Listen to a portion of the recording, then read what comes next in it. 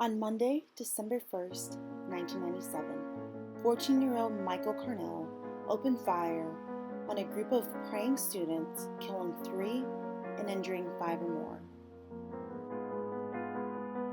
My name is Missy Jenkins Smith. I am 35 years old and I am a counselor at a day treatment center where I work with kids who are at risk and have made bad decisions at their school. But I'm also a public speaker and an author of a book. But all of those things kind of came about after I was shot in a school shooting on December the 1st, 1997. And that event drove me to be in these professions. On that day, December the 1st, it fell on a Monday after Thanksgiving break. So we had, all the students had not seen each other for about 5 days. And so that year I'd been attending a prayer circle. I have a twin sister who also attended, and we had friends that attended. So we'd been going every day our sophomore year. And so that day didn't seem out of the ordinary whatsoever. I remember the doors to every single door to the school was always open. There wasn't a buzzing system. We didn't have cameras inside the school for any surveillance. There were no resource officers. It was just us. And we said amen. That's when a 14-year-old boy pulled a .22 out of his backpack and started shooting at us. And I, at the time, had just enough time to walk into the middle of the lobby where we held the prayer circle. And I was actually on the way to get my backpack, and then up to my very first class.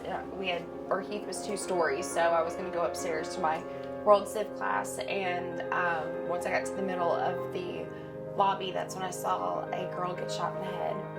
And as I stood there and stared at her, I kept thinking about how much this was a joke, that this wasn't real, and that everything was going to be fine. But I didn't see him with the gun. And so that made it easier for me to sit and try to make this a joke. But I could even hear the gunshots around me, and I was not familiar with guns whatsoever at that time. So the only thing I could describe it to was firecrackers, and that even made more sense as to why this was a joke. There was 3 slow pops, and then a spray of bullets, and then I was hit in the spray. But I had no clue where I'd been hit at the time. I just remember my entire body going numb and my ears ringing and then falling down to the ground, but almost floating is what it felt like. And even the impact of hitting the ground didn't hurt. I would describe it, the best, description would be like fainting is what it kind of felt like. But I think everyone experienced something different, and that might have been because of what it caused, which was paralysis. The bullet I didn't know where it was at the time and didn't know where I was shot at until I got to the hospital.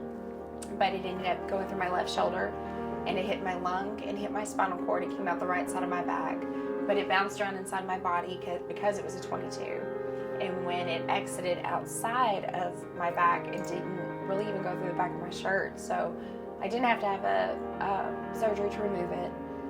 When it bounced around inside my body, it missed every major artery and organ besides my lung and my spinal cord. And I really started realizing how blessed I was, because even my heart was right there in that area.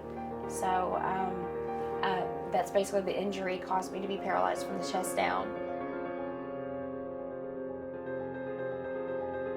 I was not prepared whatsoever. I was very much in shock even when it happened.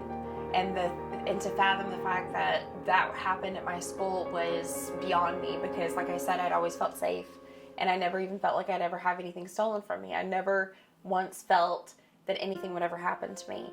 I think that being prepared and being able to know exactly what to do is just like a fire drill, just like a tornado drill. Everyone knows with, earthquake, you get under a desk, and all of those have certain things that the kids practice. So I think that if it's practiced, then I think that you can do it. Doesn't mean that everybody's not going to go deer in headlights, because that's kind of what I did. We have the fight or flight, and I kind of froze. I just stood there. So there may be people that are going to be able to react better. Maybe I wouldn't have froze if I knew what to do. After the shooting at my school, they equipped most all schools in Kentucky with a resource officer. so things had changed. I don't mind my privacy being invaded, but our school didn't ever really go towards metal detectors or anything like that. But I think that sometimes over time we kind of forget, and it's important to still remember. Backpack checks were happening, and I was very proud of that, but it seems like sometimes that can be easily looked over, and just because, we gotta hurry or we gotta rush. So, any of those kind of things, I think is still important, because I had to, I guess, learn the hard way instead of being able to see it from another perspective. But I don't think I would have taken it as seriously as I do now, because I lived it. And it's hard for people, I think, sometimes to see it who don't live it, and that's the frustrating part. I guess I'm okay with being in the wheelchair for the fact that I can be that visual, so that people can see what it can create, but and for me to give that much of a perspective.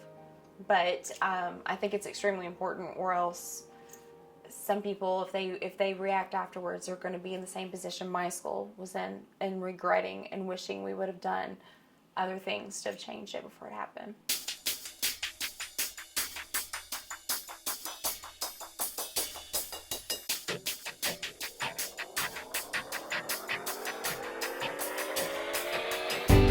Wherever you're going,